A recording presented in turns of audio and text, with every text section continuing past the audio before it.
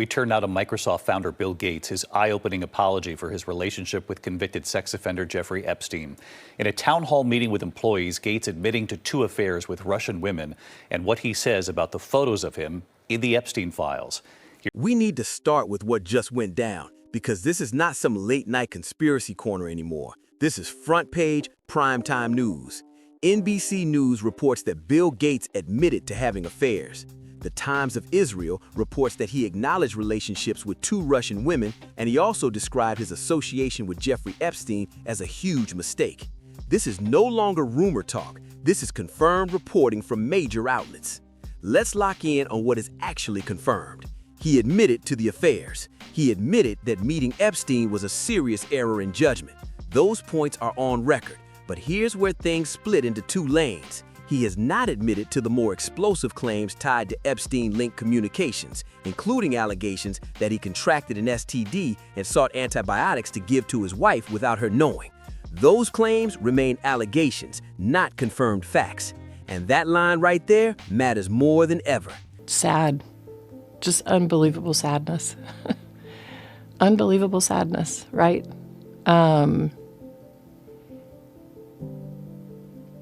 And again, I'm able to take my own sadness and look at those young girls and say, my God, how did that happen to those? There is a major difference between what someone publicly admits and what shows up in leaked communications or unverified claims. We're going to break that down carefully because confirmed facts and allegations are not the same thing, and mixing them up changes the entire story. But before we even touch the Epstein files, you have to understand how high Bill Gates was standing before any of this came out. For nearly 2 decades, he wasn't just wealthy, he was the richest person on the planet. Not regular rich, untouchable rich. The kind of status that puts you above criticism and beyond doubt in the public eye. He pledged to give away almost his entire fortune through the Bill and Melinda Gates Foundation, one of the largest charitable foundations ever created. He branded himself as the responsible billionaire, the tech genius who chose philanthropy over excess.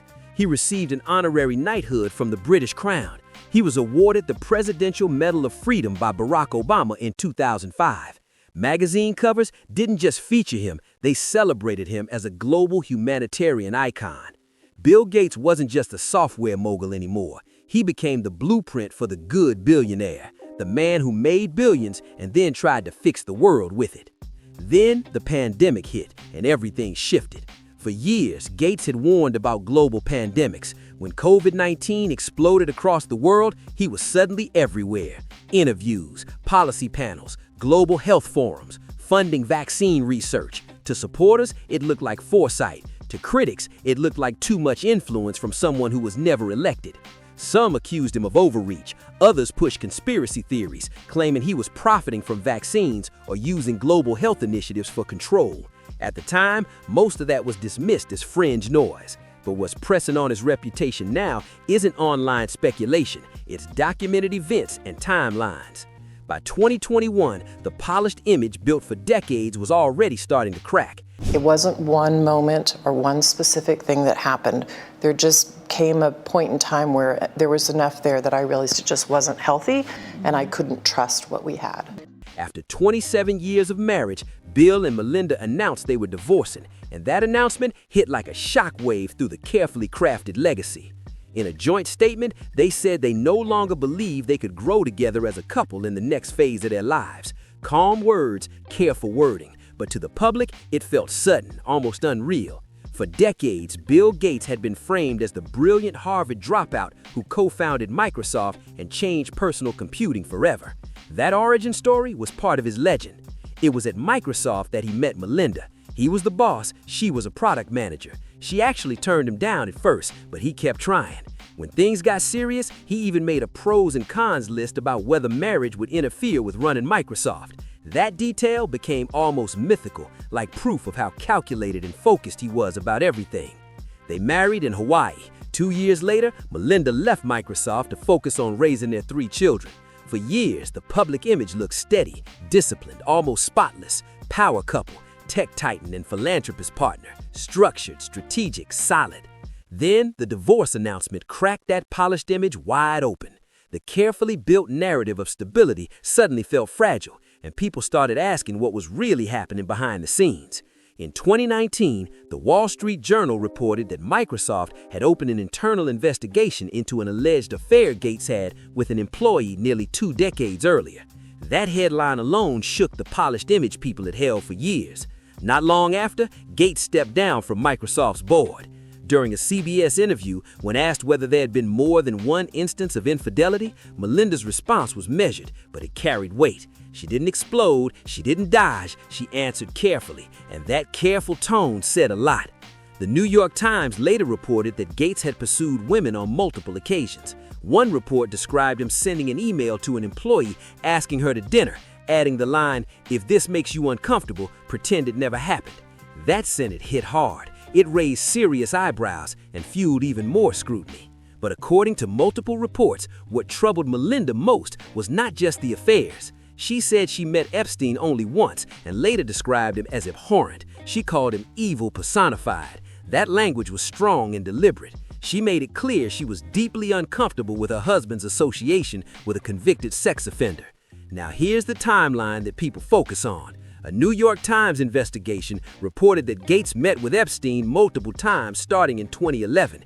That was years after he had already been convicted in 2008 for soliciting prostitution from a minor and was required to register as a sex offender. Despite that conviction, meetings reportedly continued. During gatherings at his Manhattan townhouse, Epstein allegedly minimized his crimes, even comparing them to something as trivial as stealing a bagel. Gates has since admitted that meeting with Epstein was a serious mistake, but the timing of those meetings is what keeps this story alive and under intense public scrutiny. But when you combine his public admission with the resurfaced Epstein-related emails, the ones alleging relationships with Russian women and secret antibiotics, this stops looking like a simple lapse in judgment. It starts looking layered, complicated, heavy, and that's why this story doesn't just hit reputation, it hits legacy. Bill Gates built a global image on intellect, innovation, and large-scale philanthropy. That brand was carefully crafted over decades. But reputations are not built only on what someone creates in public. They're shaped by the decisions made behind closed doors. And now, whether he likes it or not, those doors don't look so closed anymore.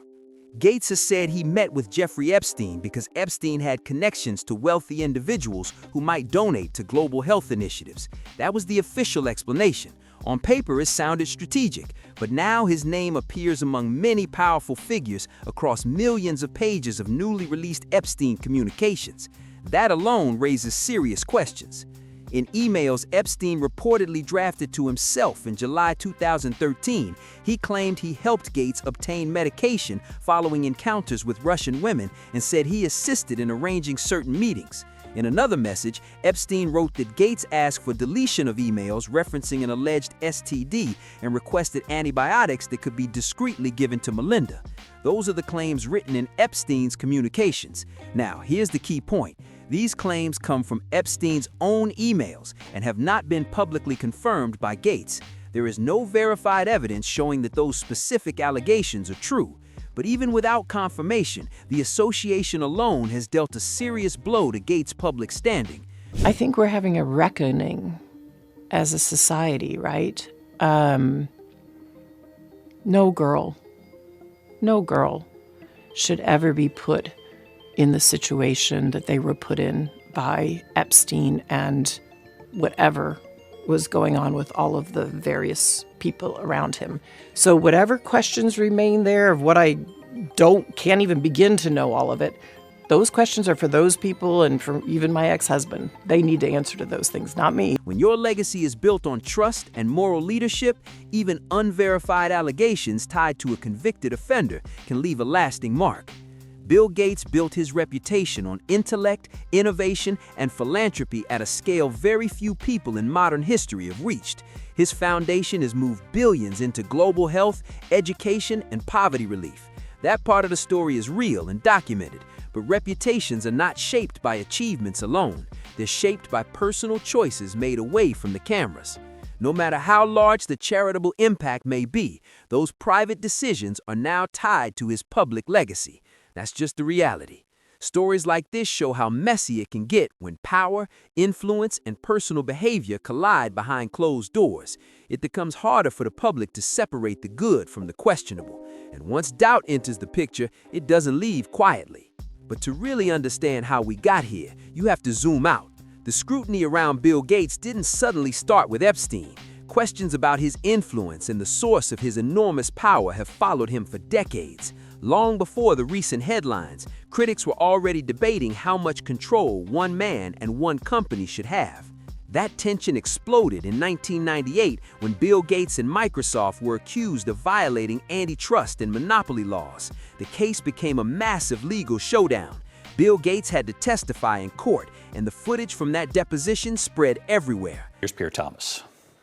Tonight, Microsoft co-founder Bill Gates revealing more damaging information about his personal life and admitting to a series of stunning lapses in judgment in building a relationship with convicted sex offender Jeffrey Epstein. Today, the fallout growing as Gates was pressed by employees at a Gates Foundation town hall. According to the Wall Street Journal, which revealed audio of the meeting, Gates told employees it was a huge mistake to spend time with Epstein. He acknowledged that his relationship with Epstein began after Epstein was convicted of soliciting a minor. And he claimed that he, one of the wealthiest men in the world, did not properly research Epstein's background that would have revealed his sordid past. Knowing what I know now makes it, 100 times worse. Gates acknowledged his association probably helped Epstein rehabilitate his image. And he revealed other damning specifics, saying the men flew together on a private jet and that they hung out in Germany, France, New York, and Washington. But Gates was adamant that he never witnessed any criminal activity.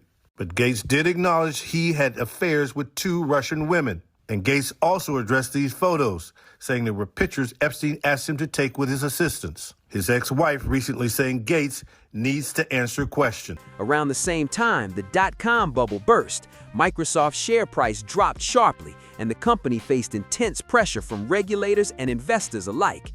That moment marked a turning point when admiration started mixing with suspicion, and the image of untouchable dominance began to crack. Although Microsoft survived the antitrust battle because of its size and deep market control, that case changed something important: public perception. The company stayed powerful, but Gates' image as the untouchable tech genius started to shift. The courtroom footage, the tension, the scrutiny, it all chipped away at that flawless aura. And it was during this stretch that he leaned harder into philanthropy and long-term reputation building. Over the years, the Bill and Melinda Gates Foundation distributed roughly $320 million toward media-related initiatives. That includes grants to major outlets like CNN and NBC News, along with journalism associations and international reporting groups. These donations are publicly listed. They're not hidden. But here's where critics raise eyebrows. There's limited detail about how all of those funds are ultimately used once distributed. The foundation mainly discloses grants clearly labeled for media campaigns. It does not always map out indirect funding streams, like money supporting academic institutions, medical journals, or research centers that later shape public reporting. That creates a gray zone. When research influences headlines and research receives foundation money, people start asking questions. Some analysts argue that the broader financial footprint tied to media influence could go beyond the publicly cited $320 million. This context explains why for many years, Gates received largely positive media coverage even as controversy surfaced. Beyond media, the Gates Foundation has also been a major financial player in global health policy. In fact, aside from the United States and China, the foundation has ranked among the largest contributors to the World Health Organization.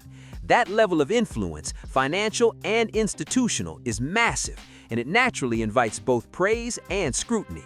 These massive contributions give real influence when it comes to shaping global health conversations and funding priorities. And yet, even after donating billions through philanthropy, Gates' personal net worth has at least doubled since the 1990s. That contrast alone makes people pause. While giving away huge sums, his wealth continued to expand, and his investments spread into new industries, including agriculture. By 2021, Gates had become the largest private owner of agricultural land in the United States, controlling more than 269,000 acres through entities like Cascade Investment LLC. That is an enormous footprint. Many of those purchases happened during the economic slowdown tied to the COVID-19 pandemic, when land prices dipped. At first, several of these acquisitions were linked to anonymous buyers. Later, investigative reporting connected them back to Gates. After that disclosure, the purchases were described as long-term strategic agricultural investments. Supporters call it forward-thinking innovation. Critics see consolidation of power in critical sectors. It all depends on perspective. Another detail that stands out is timing. Reports show that Gates's farmland acquisitions accelerated around 2011, the same general period when his meetings with Epstein reportedly began, years after Epstein's 2008 conviction. Those questions are for those people and for even my ex-husband. They need to answer to those things, not me. Well, And I am so happy to be away from all the muck. David Gates' indiscretions contributed to the failure of his marriage. And tonight, another powerful man suffering the consequences of his ties to Epstein. Former Treasury Secretary Larry Summers resigning from Harvard because of his relationship with Epstein. David? Pierre Thomas, who continues to cover the Epstein case for us. Pierre, thank you. There is no public evidence directly linking those investments to those meetings, but when timelines overlap like that, public curiosity only grows louder. The official explanation Bill Gates gave for his meetings with Jeffrey Epstein was simple and consistent: global health initiatives, philanthropy, and potential charitable funding opportunities. That was the stated reason: networking, donor conversations, strategic outreach. On the surface, it sounded professional, but those meetings reportedly happened well after Epstein's 2008 conviction for soliciting prostitution from a minor. That timeline makes the continued association hard for many people to overlook. Reports have also indicated that Gates's connection to Epstein became one of the factors contributing to the breakdown of his marriage. Around 2019, as public coverage of those meetings intensified, Melinda Gates consulted divorce attorneys. She later said clearly that she was uncomfortable with the relationship and stated, "I made it clear to him that I did not like him meeting with Jeffrey Epstein." That statement was direct and firm. Her discomfort did not stay private. It became part of the public record. There were also media reports suggesting that Gates sometimes met with Epstein during periods of tension in his marriage. Gates has consistently described the association as a mistake and a lapse in judgment. That has been his position. However, critics argue that meeting multiple times with a convicted sex offender over several years feels more serious than a one-time error. That debate continues. In a PBS interview, when pressed about Epstein's background, Gates again acknowledged meeting him as a huge mistake and said the connection was wrong. More recently, NBC News reported that Gates admitted to having affairs while continuing to deny any criminal wrongdoing. Other outlets, including the Times of Israel, reported that he acknowledged relationships with Russian women. The admissions, the denials, and the documented timeline together have kept this story under intense public focus. The resurfaced Epstein-linked communications make one thing very clear: the distinction matters. Gates has publicly admitted that meeting Epstein was a mistake. He has admitted to extramarital affairs. He has denied any deeper involvement in criminal conduct. That is the official record. But when those admissions sit next to Epstein's alleged email drafts referencing Russian encounters and medical concerns, the optics shift fast.